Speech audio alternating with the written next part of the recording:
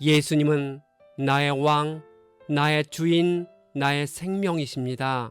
하나님 아버지, 로마 감옥에 있는 바울이 빌립보 교회의 교인들에게 두렵고 떨림으로 구원을 이루며 기뻐하고 또 기뻐하라고 권면하는 내용을 읽습니다. 또한 염려하는 교인들에게 아무것도 염려하지 말고 기도와 간구로 구할 것을 감사함으로 하나님께 아뢰라 했습니다. 이 말씀은 오늘 우리에게도 그대로 적용할 수 있는 내용이니 하나님으로 인해 기뻐하고 염려하지 않도록 인도해 주옵소서. 예수님의 이름으로 기도합니다. 아멘. 오늘 읽을 말씀은 빌립보서 1장부터 4장입니다. 이 말씀의 핵심은 첫째, 바울은 어떤 방법이든 그리스도가 전파되는 것을 기뻐하고 있습니다. 둘째, 예수님은 하나님과 동등됨을 취하지 않으시고 십자가에서 죽으셨습니다. 셋째, 바울은 아무것도 염려하지 말고 우리가 구할 것을 감사함으로 하나님께 아뢰라 합니다. 빌립보서 개관, 이 책은 빌립보 성도들에게 보내는 편지입니다. 빌립보는 마케도니아 동쪽에 위치한 큰 도시입니다. 성경에서는 소아시아에서 마케도니아로 갈 때 만나는 첫 성이며 로마의 식민지라고 소개하고 있습니다. 빌립보에 도착한 바울 일행은 안식일에 기도할 곳을 찾다가 하나님을 믿는 자색 옷감 장수인 루디아를 만났는데 그녀와 그녀 집안에 복음이 전해지면서 빌립보 교회가 세워지게 되었습니다. 빌립보 교회는 유럽에 세워진 최초의 교회라고 할 수 있습니다. 빌립보 교회는 바울의 유럽 선교 초창기 때 물식양면으로 동참했던 유일한 교회였습니다. 바울이 감옥에 갇히게 되자 빌립보 교인들은 에바브로디도 편에 선물을 보내어 그를 격려했습니다. 에바브로디도와 디모데가 빌립보 교회와 바울 사이를 오가며 서로를 섬기며 연합하는 모습을 엿볼 수 있는데 이것은 바울이 기쁨이라는 단어를 많이 사용하게 된 또 다른 이유일 수 있습니다. 빌립보서의 주요 주제는 격려입니다. 바울은 빌립보 교인들에게 하나님과 서로를 섬기는 일에 점점 더 헌신하는 것으로 입증된 바와 같이 이 땅에서 살아가고 있는 하늘의 시민으로서의 삶을 영위하도록 격려하고자 했습니다. 바울이 격려하는 삶의 방식은 예수 그리스도 안에서 독특하게 나타났으며 바울과 디모데와 에바브로디도의 삶에서도 분명히 나타납니다. 1장, 바울은 빌립보에 살고 있는 모든 성도들과 감독들과 집사들에게 이 편지를 씁니다. 성도는 거룩한 사람들이라는 뜻으로 그리스도를 믿는 신자들을 가리키는 말입니다. 감독은 신자들을 가르치고 양육하며 주관할 책임을 맡은 목사나 장로 같은 교회의 사역자들을 가리키는 말입니다. 집사는 구제나 봉사 등 실제적인 측면에서 성도를 위하고 교회를 섬기는 직분자를 가리키는 말입니다. 하나님이 우리 안에서 최종적으로 이루시는 일은 우리 안에 계신 성령을 통해 우리를 구원하시는 일입니다.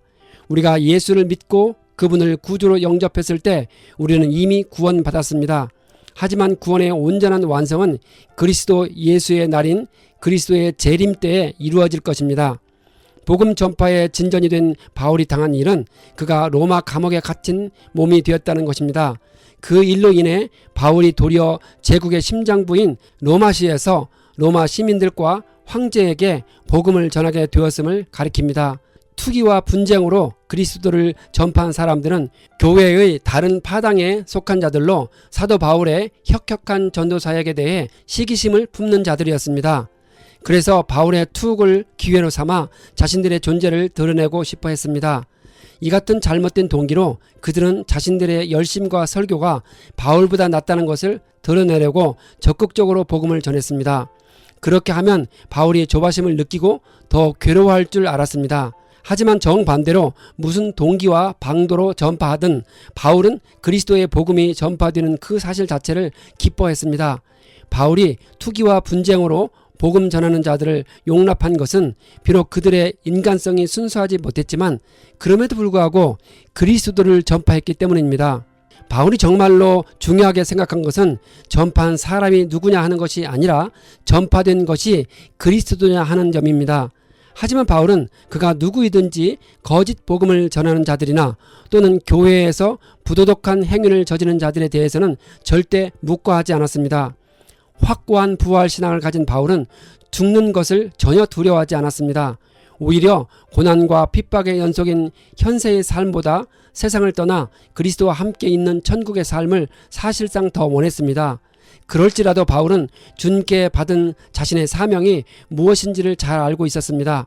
이방인의 사도로서 거짓 복음이 난무한 그 당시에 그리스도의 복음을 많은 이방인들에게 더 널리 더 깊이 전하는 것이었습니다. 이로 볼 때 바울이 살아서 복음 전도자의 길을 계속 걷는 것이 빌립보 교회뿐만 아니라 전체 교회를 위해서도 훨씬 유익했습니다. 2장, 바울은 교인들끼리 격려와 위로와 성령의 교제를 하려면 한 마음과 겸손한 마음으로 자기보다 서로 남을 낮게 여기라고 권면합니다. 또한 각자는 자신의 일뿐만 아니라 서로 돌보라고 했습니다. 바울은 모든 교인들이 그리스도의 마음을 품기를 권면하고 있습니다. 예수님은 근본상 성자 하나님이십니다. 그래서 이 땅에 내려오기 전에 예수님은 아버지 하나님과 완전한 동등됨의 영광을 누리셨습니다. 또한 이 땅에 성육신 하셨을 때조차도 예수님은 변함없이 그대로 하나님이셨습니다. 하지만 예수님은 이 땅에 내려오셔서 인류의 죄를 그 몸에 짊어지기 위해 하나님으로서의 권세와 영광을 내려놓으시고 사람의 모양으로 자신을 낮추셔서 죽기까지 십자가를 지셨습니다. 그리하여 하늘과 땅 위와 땅 아래에 있는 모든 것들이 예수의 이름 앞에 무릎을 꿇고 모두가 예수 그리스도를 주님이시라고 고백하여 하나님 아버지께 영광을 돌리게 하셨습니다. 죽은 자들도 예수님께 무릎을 꿇을 것입니다. 하늘에 있는 영적인 피조물들인 천사들과 땅에 있는 사람들은 물론 땅 아래에 있는 죽은 자들까지도 모두 예수님께 무릎을 꿇고 복종하게 될 것입니다. 죽은 자들은 최후의 심판 때 심판주 되시는 예수 그리스도의 앞에 완전히 굴복하게 될 것입니다. 바울은 두렵고 떨리는 마음으로 자기의 구원을 이루어 나아가라고 권면하고 있습니다. 이 말은 우리의 노력으로 구원을 획득하라는 것이 아닙니다. 구원은 오직 믿음으로써 얻는 것으로 그리스도를 믿고 구주로 영접했을 때 성령으로 이미 확정되었습니다. 이런 전제하에서 바울의 이 말은 두 가지로 해석할 수 있습니다. 첫째, 개인적인 차원에서 구원받은 자답게 매일의 삶 속에서 그 증거를 나타내라는 뜻입니다. 둘째, 공동체적인 차원에서 서로 도와 교회를 올바로 세우고 교회의 영적 상태를 보다 개선시키라는 말입니다. 바울은 디모데만이 그들의 사정을 잘 알고 있기에 그를 보낸다고 합니다.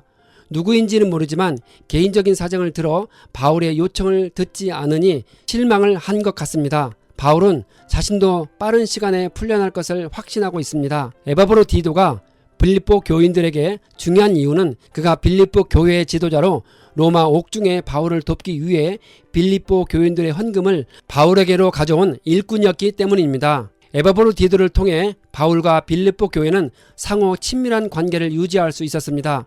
그런데 그가 로마에서 위중한 병에 걸려 거의 죽을 지경에 처했고 이 소식은 빌립보 교회와 바울에게 큰 근심이 되었습니다.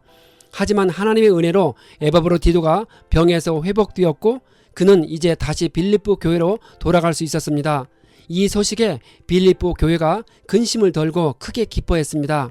따라서 동역자 된 에바브로 디도의 회복과 빌립보 교회의 기쁨을 전해들은 바울은 이중의 근심에서 벗어나게 되었습니다. 3장, 바울은 주 안에서 기뻐하라는 말을 반복해서 전하고 있습니다. 그는 개들과 악한 일꾼과 할례를 주장하는 자들을 조심하라 합니다. 개들은 손 할례당이라 불리는 유대 율법주의자들을 가리킵니다. 그들은 구원을 받기 위해서는 몸의 할례를 받고 율법을 지켜야 한다고 가르쳤습니다. 바울이 신자들을 할례파라고 말하는 이유는 형식적인 몸의 할례가 아니라 참된 마음의 할례를 받았다는 뜻입니다. 한때 바울은 자신이 유익하다고 생각했던 것들로서 하나님의 의를 획득하고 구원을 받는 줄 알았습니다. 하지만 그리스도를 만나고 오직 믿음으로 의롭게 되는 줄 알고 나서는 전에 유익했던 것들이 오히려 세상 자랑과 교만이 되어 해가 될 뿐임을 알았습니다. 바울은 뒤에 있는 일은 잊어버리고 표대를 향해 달려간다고 고백하고 있습니다. 표대를 향하여는 표대를 똑바로 쳐다보고라는 말입니다. 신자들이 똑바로 쳐다볼 표대는 예수 그리스도입니다. 신자들의 삶에는 서로 모순되지 않는 두 가지 진리가 내포되어 있습니다. 하나는 믿음으로 우리의 구원이 이미 확정되었다는 사실입니다. 다른 하나는 온전한 구원을 이루기 위해서 계속 힘써야 한다는 사실입니다. 우리의 신분은 하나님의 자녀이고 우리의 수준은 계속해서 자라고 성장해야 함을 의미합니다. 신자가 되었다는 사실이 우리에게 그리스도의 성품을 닮은 장성한 분량의 삶을 보증해 주지는 않습니다. 매일매일 그리스도를 똑바로 바라보고 그리스도 안에서 열심으로 믿음의 삶을 살아갈 때 온전한 구원에 이를 수 있는 것입니다. 그리스도의 십자가의 원수로 행하는 이들은 앞에서 바울이 개들로 칭했던 자들로 유대 율법주의자들을 가리킵니다. 이들은 구원의 조건으로서 할례를 주장함으로써 그리스도의 십자가 희생을 능멸했습니다. 바울은 우리의 시민권은 하늘에 있는 자라고 합니다. 당시 로마 제국 하에서 로마 시민권은 대단한 자랑과 특권이었습니다. 시민권은 그가 누구에게 속했느냐에 따라 부여되었습니다. 바울은 신자들이 그리스도께 속한 자들로서 하늘의 영광스러운 시민권을 부여받은 자들임을 일깨워 주었습니다. 바울은 하나님이 우리를 영생의 몸으로 부활시킬 때 우리의 죽을 육체가 변화되어 더 이상 죽지 않는 신령한 몸으로 대체될 것이라 했습니다. 4장, 여기서 바울은 빌립보 교인들 한 사람 한 사람에게 주님 안에서 같은 마음을 품으라고 권면하고 있습니다. 그는 항상 기뻐하라는 말을 반복하며 아무것도 염려하지 말고 다만 모든 일에 기도와 간구로 너희 구할 것을 감사함으로 하나님께 아뢰라고 합니다. 바울은 자신을 따라 행동하라 합니다. 당시 빌립보 같은 이방 도시에서 좋은 역할 모델을 찾을 수가 없었습니다. 비록 바울은 자신이 불완전한 사람이지만 그래도 올바로 살려고 애쓰는 이방 신자들이 따를 만한 구체적인 역할 모델을 제공해야 한다는 사실을 알았습니다. 빌립보 교인들은 바울이 빌립보에서 자신들에게 가르치고 행한 바를 잘 알고 있었습니다. 그래서 바울은 자신이 빌립보에서 행했던 대로 따라 행할 것을 권고하고 있습니다. 그것은 바울이 교만했기 때문이 아니라 바울이 그리스도인으로서 부끄럽지 않는 삶을 살았기 때문입니다. 바울은 내게 능력 주시는 자 안에서 내가 모든 것을 할 수 있느니라라고 고백하고 있습니다. 모든 것은 주께서 우리가 무엇을 하거나 되기를 바라는 전부입니다. 바울의 경우 그것은 그가 비천이나 풍부에 처할지라도 만족할 수 있는 능력이었습니다. 그리스도는 우리가 비록 궁핍과 역경에 처하게 될지라도 그 환경 속에서도 만족을 누리고 승리할 수 있는 능력을 공급하십니다. 빌립보 교회는 기도와 헌금으로 바울의 괴로움에 참여했습니다. 전도 여행 중 바울이 역경에 처했을 때 빌립보 교인들은 바울을 위해 기도했고 바울이 경제적인 어려움을 겪을 때 누구보다도 먼저 헌금을 모아 가져다 주었습니다. 그 당시에 로마 황제 가이사의 집에도 그리스도인들이 있었습니다. 그들은 가이사의 궁전 및 집안에 고용된 관리들이나 노예들일 것입니다. 바울이 로마에 오래 머무르는 동안 복음이 네로 황제의 궁전과 집안까지 들어갔음을 알 수 있습니다.